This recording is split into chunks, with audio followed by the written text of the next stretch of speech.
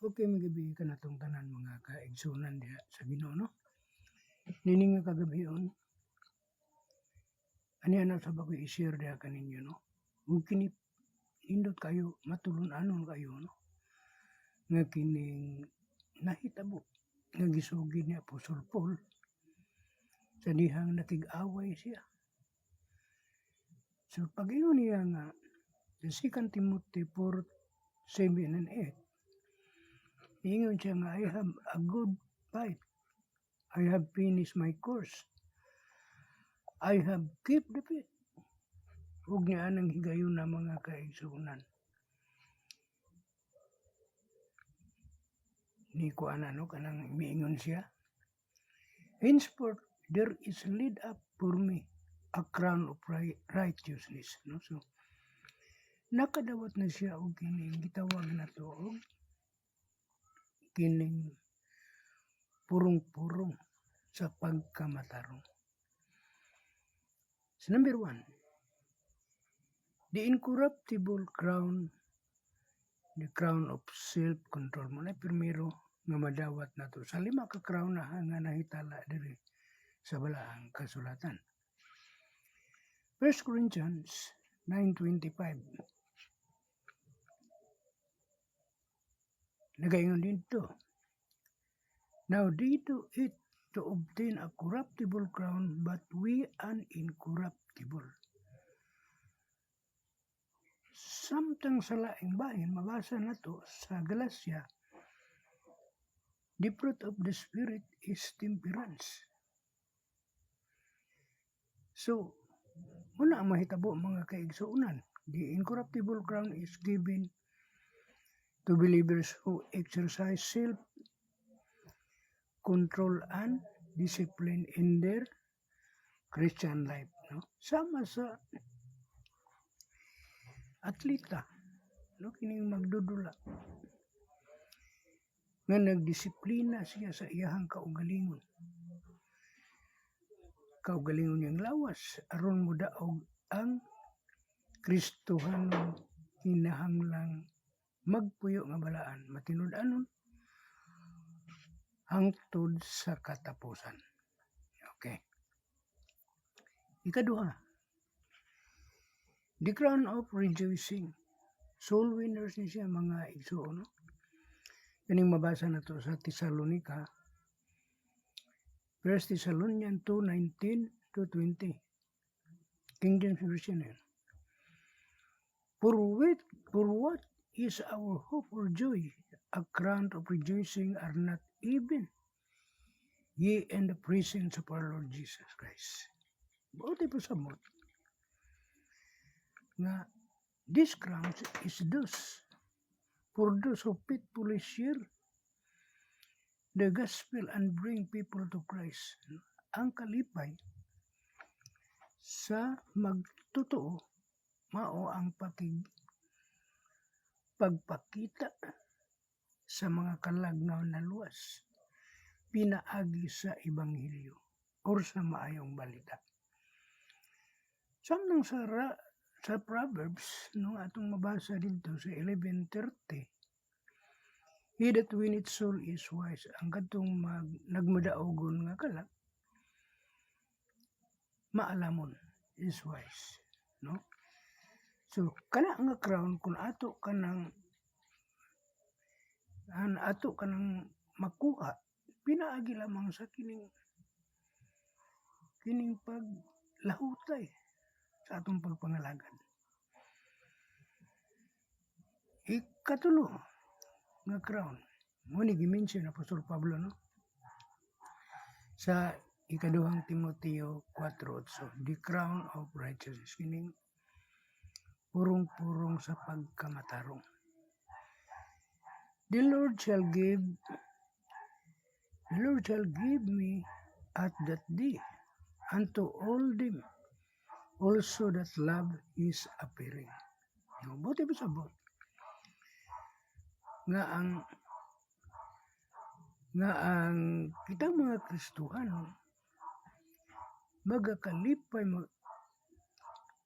kay siya maghatag na ng adlaw alang kanato sa tanan nga nahigugma sa iyahang pagpadayag. Mabasa na to na sa Tito 2:13, no? Kay kita nagapaabot sa mahimayaong pag-abot sa atoang dakong Diyos ug manluluwas nga maos si Ginoong Jesucristo. Looking for that bliss, hope, and the glorious appearing of the great God and our Savior, Jesus Christ. This crown is promised to those who love and eagerly wait for the return of Jesus Christ. Ang tinuod nga magtotoo, magpaabot sa pagbalik ni Kristo o magkinabuhi nga andam sa matag adlaw. So dili lamang kini nga maong gisgutan ni Apostol Pablo nga siya nakigbisog sa maayong pagpakig-away. Dili kini pinaagi sa kusog. Dili kini sa pinaagi sa tawhanon nga pagpakig-away. Kundi espirituhanon kini nga pagpakig-away. Batok sa atong mga kaaway. Spiritual and physical nga kuan siya kining pakig-away, pagpakigbisog. Ano man? Kay apil na ni ana ang ato ang mga kining financial crisis. No? Ni ato ang mga ginaanto suffering. Apil na ni ana mga temptation. No? Giingon dito sa James 1:12, Santiago 1:12. Blessed is the man that endureth temptation. They shall receive the crown of life. No? Bulahan ang katong tao nga nagapabilin mula hutay diha sa tentasyon. No? He shall receive the crown of life. Kay siya makadawat og purong-purong sa kinabuhi. Revelation 2:10, be thou faithful unto death, and I will give the crown of life. No? Sa pinadayag 2:10 na mabasa na to. Now this crown is for those who remain faithful through trials and suffering. Kato lamang mga tao nga nagpabilin nga matinud-anon pinaagi sa mga pagsulay, mga pag-anto suffering, persecution, bisan pa sa mga kalisdanan. Dili sila mobiya sa Ginoo. Mao nga nakadawat sila og makadawat sila og kining the crown of life. Okay. Nanta. Ikalima. The crown of glory.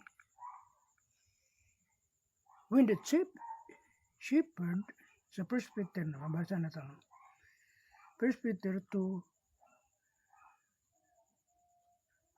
and 4.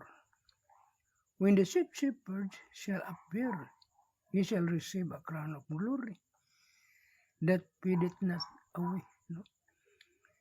Dili, nakadawat siya, ang katong when the chief, ang katong chief sa shepherd, karniro, magbalantay sa karniro. May appear na, nagpadayag na. He shall receive a crown of glory that fadeth not away. Dili malubad. Nga kining purong-purong. Hebrews 13, verse 17, obey them that have rule over you, for they watch for you, for your soul. No?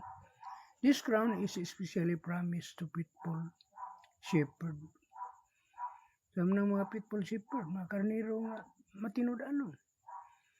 itong mga elders, spiritual leaders who lovingly cares for God's people.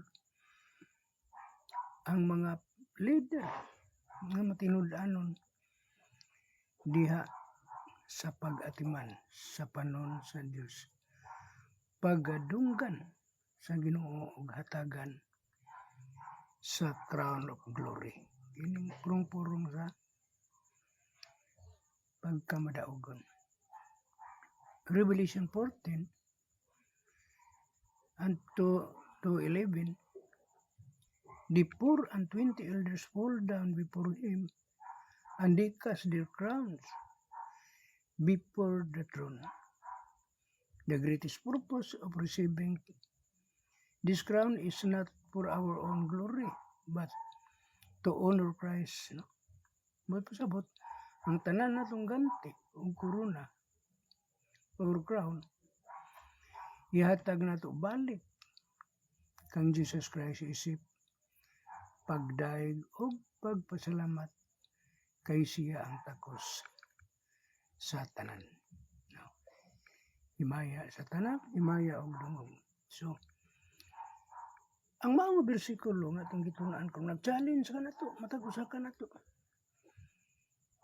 nga live with self-control. Mapuyo nga doon ay pag-controller sa atong kaugalingon. Win souls for Christ. Magmadaogon ang atong kalag para diha ni Kristo. Love is appearing. Gugmao ng iyang pagpadayag. Endure trials faithfully, na magpabilin sa mga pagsulay, pabilin sa mga pagsulay ug magmatinud-anon. Serve God people with humility. Be thou faithful unto this, and I will give this crown of life. Revelation 2:10. Yun nindot kayo, no? Kung kanang nga mao nga mga crown atong ining maangkon pag-abot sa panahon nga diin mo balik na ang atoang Ginoong Hesukristo. So nakahuman usab kita gamubo apan matulunan nga pulong. Daghan kayong salamat, no, sa inyong uban ka na to. O ingon man ampo kita nga unta matag adlaw makasukol kita sa mga trials, mga pagsulay ug kining mga kalisdanan nga moabot sa atong kinabuhi. God bless us all.